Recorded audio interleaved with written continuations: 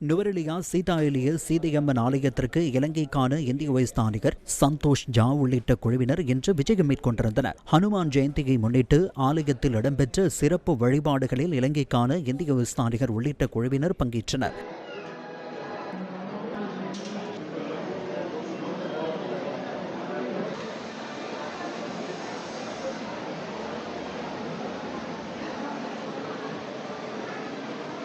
இதன்போது பாராளுமன்ற உறுப்பினரும் சீதையம்மன் ஆலய தலைவருமான வேலுசாமி ராதாகிருஷ்ணனும் பங்கேற்றிருந்தார்.